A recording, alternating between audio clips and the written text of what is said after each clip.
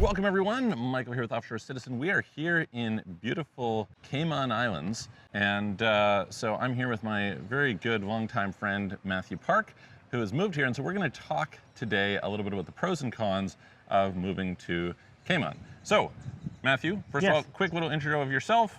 Tell us about where you moved from, what it was that caused you to move, and then we'll talk about Cayman specifically. Wonderful. So my name is Matthew Park, I'm from Canada, born and raised in Alberta, then moved to Quebec, Montreal, Quebec for about 9 years with my wife and my kids. Then we moved here about a year and a half ago, July of 2023. And the big thing is we actually moved here for a month prior to that to kind of experience Cayman first off.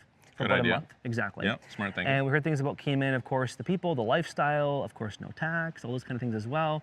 The water, the one season, kind of all year round. We came here and of course I was like, man, this place actually is very unique and different. So came here, went back for about a year, and then made the choice to actually pack everything up in Canada, something we owned, and make the move from Quebec, Canada to the Cayman Islands. Nice. And so what are kind of the pros of Cayman and the cons? Okay. Well, Cayman is about 80,000 people. You can do the island by car in about two hours, 2.5 hours max. It's obviously not a big island, but I feel it's very modernized, meaning that you can pretty much get around within under half an hour, wherever you want to go in the island. There really isn't a lot of traffic unless you're going to go between the hours of 7, 9 o'clock in the morning or between 4:30 and 6 o'clock at night. Now, the thing about Cayman to me is the lifestyle obviously is beautiful. I feel it's more developed than most islands are.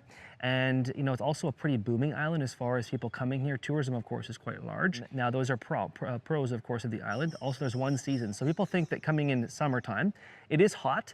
It gets about 34 degrees Celsius at top level, but it's also more humid because also hurricane season obviously is from June until November in most cases. Other pros is the water here is quite exceptional. It's not a bunch of seaweed water, which you might get other places in the world. There is no income tax on the island, which obviously is a nice thing. But there's a lot of regulations you got to make sure you cover to get actually yourself coming here and moving here if you have a company. If you're an exempt business like I have, you have to open a company here up first, get a couple more steps in motion to actually allow yourself to come here to get your work permit to even move down here as a company. Now, if you're getting a permit from a company on the island already existing, it's a bit faster to get things done. But the nice thing is, once you file for residency in Canada, of course, paying any sort of income tax personally to the Canada anymore. That's kind of some other pros. Raising a family, we have 2 small kids, 7 and 5. Kids is phenomenal here. We love to raise our kids. It's very safe. There's no crime. There is schools. Schools are here very expensive, as obviously I told you, Michael. So we actually just had to homeschool our kids here, which obviously was a great thing. But it obviously gives you a chance to raise your kids around other great kids because there's 144 countries that live here out of 80,000 people. It's pretty cool crazy, stat, yeah. right? Super diverse, yeah. Pretty diverse. Like our best friends are from all different cultures in the island.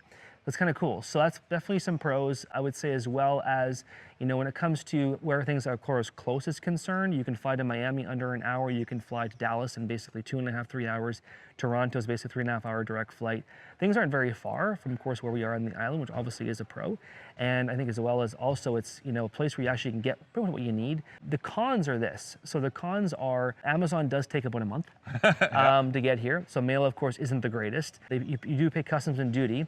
We actually had some pretty big wake-up calls in the first year. We actually ordered kids stuff from Amazon in Canada. I ordered this truck that was maybe $200 on Amazon. It came in for my son, and the duty was more than the actual vehicle. Wow. Yeah, so we never did that ever again. Yeah. So definitely mailing things in here, duty can be kind of a pain in the butt. And that's definitely one con. Also the con of things are more expensive here. So I call it lifestyle tax. So there is no income tax. So basically you are paying more whenever you come here, but you just have to be smart at whatever you're spending if you're more conscious of those kind of things. I do find restaurants here are pretty awesome. Food here is pretty great, but things are shipped in a lot. So you're not gonna get as fresh as you probably think you're gonna get, but if you, of course, you choose wisely, you're gonna get pretty good diversity of foods. Other cons I would say is, it is a small island. After about a year, if you don't travel off island to go somewhere, you're probably gonna get island fever at some point. Yep. So kind of going off island for even a weekend or 3 or 4 days can be nice. So you kind of refresh your batteries to go to a city, come back. And it's one thing I've realized is that you appreciate Cayman more when you go away for 4 days and come back. You're like, wow, I wanna go back to my home. Because things are just so clean here. They're so nice here. They're so low key. There's no, people actually honk here, but they honk to say hi, not honk to actually bug you, which kind of is cool. So People are very friendly. Like you can be anywhere, leave your wallet, leave money on here, and no one will take anything you own, basically. So there's no crime or stealing here. My car is always open, my home is always open. So I'll give you the address so you can go and pick up your stuff. yeah, exactly. That will be off the record, okay? Michael, what's your address, buddy? So that's sort of some cons and some pros. Yeah, yeah. Do you want to talk a little bit, when we were walking yesterday, you were describing a bunch about the culture of people here versus in Canada, and that was one of the things you really loved. Because one of the things that's like, I think, super interesting about Cayman is there are a lot of people who move here and stay here for a long time. I had dinner with somebody last night who was here since 2002. That's pretty abnormal for a lot of these small islands. A lot of the small islands, people don't want to come and stay. There's, you know, it's kind of just like, there's not that much going on. I feel like, A, this is a lot more diverse, and I don't just mean that in terms of people, I mean, for example, food, right? There is a pretty wide variety of types of food that you can get here, which is great. Correct. People, yeah, they're just like, they seem to like it. It seems to be big enough with enough stuff that people feel good so long as they take, you know, the occasional vacation, which is fairly different from a lot of the other islands out there. So yeah, maybe just talk about the people and what you'd notice different here versus Canada. People's thinking is different here. So in Canada, I feel there was a lot of like, one's trying to basically one up everybody else, trying to have a better car than your neighbor, trying to almost compete with people, right? Here, people want to help you succeed. They want to see you do better. So they're actually going to help you. So our neighbor, for example, is always like, what can I do to help you? You know? So I feel people come here to they're almost like black sheeps coming to here because they almost have a similar story, different country, but similar story. Sell them their home, sell their car, you know, come here with basically their bags and live their life, you know, in Cayman. So now what I've told Michael when I was going for a walk is that if you're a single person coming here, probably isn't the best place to live here for the next 3 to 4 years. Yeah.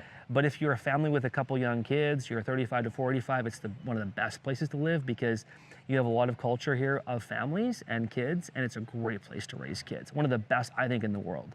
But again, there's not much to do here, so you kind of create your environment. Our kids are always busy 2 hours every night, hanging out with other kids. Me and Jen are always busy with our friendship circles now, which is kind of nice. So you have to be in that age category. And there is quite a young adult, I would say between 35 and 45 range here. There's quite a large group of that people here because that's sort of what they attract the most. But again, traveling, you can pretty much travel to Miami pretty cheaply, come back, get your fix, come back, and then you're pretty much got your thing going, right? Yeah, they have a couple times a week flights to Denver if you want to go skiing, so that's kind of cool. Yeah. And yeah, well, thank you for sharing. We'll do some other videos talking about other aspects of Cayman. Don't want to kind of stretch this too long. But if you guys are interested, reach out, put a comment below, and I will look forward to seeing you on the next video. If you would like to go to the next version of this video, we call it the VIP level. I can do pec hops, and I can do glute jumps. But if you want to go to that level, there's actually a paid service, everybody, okay? I will give you because Michael's a dear friend, one of my best friends, I will give you access for 1 month at no charge.